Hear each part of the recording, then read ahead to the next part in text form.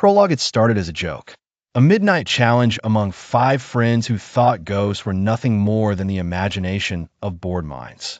But on that cold October night, their laughter turned into screams that no one would ever hear again. Ashwood Hill was a forgotten town somewhere in rural Pennsylvania, a place the world had left behind.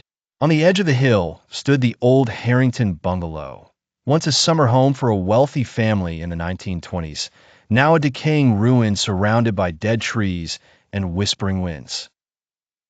Locals said the house had been cursed since the night the Harrington family vanished without a trace. No one ever stayed there past midnight. No one ever came out the same. Chapter 1. The Dare. Come on, man. It's Halloween weekend, shouted Ryan, the group's loudest and most reckless member. He was sitting on the hood of his Jeep, a flashlight under his chin, making ghostly faces. Beside him stood Mia, his girlfriend, smart, confident, and always the voice of reason. Then there was Liam, the quiet one with a camera always hanging around his neck, recording everything. Jessica, curious and skeptical, scrolling through her phone, was the one who found the story about the Harrington Bungalow online. And finally, Ethan, the level-headed guy who didn't believe in ghosts but agreed to join for the thrill.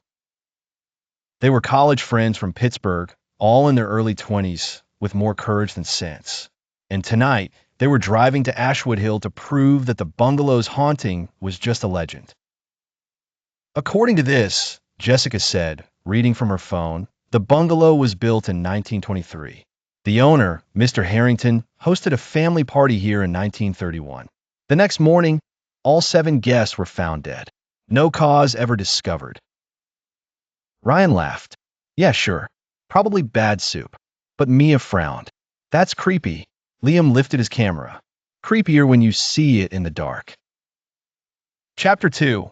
Arrival. By the time they reached the top of Ashwood Hill, fog had rolled in, thick and heavy like smoke. The trees leaned in from both sides of the cracked road, their bare branches scraping against the Jeep. When the headlights hit the bungalow, everyone fell silent.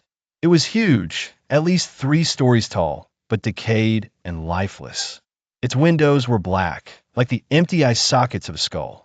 The front door hung crookedly from one hinge, swaying slightly in the wind. The air smelled of wet wood and something metallic, almost like blood. Ethan switched off the engine. Okay, we're here, he said quietly. No one spoke. Ryan was the first to break the silence. Let's check it out. Whoever screams first buys breakfast. He grabbed a flashlight and started walking toward the porch. Mia hesitated. Ryan, wait, but it was too late. The old wooden porch groaned under his boots. Liam followed with his camera on, recording everything. The screen flickered, static lines cutting across the image. Guys, he muttered. I think my camera is glitching.